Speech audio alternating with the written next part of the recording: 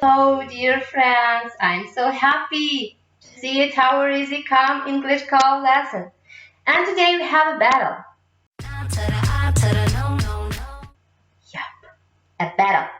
Fun versus funny.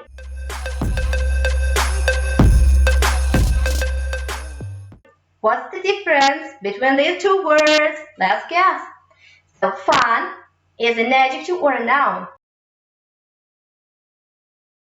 And funny is an adjective. We use fun when we enjoy ourselves and have a good time.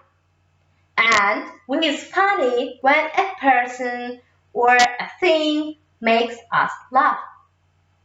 Let's look at the examples to find out the difference more exactly and to be more confident that we are right. The first one is, an amusement park is fun because you enjoy yourself and have a good time there. A comedian is funny because he will tell you jokes that make you laugh. Was happy to help you. See you later.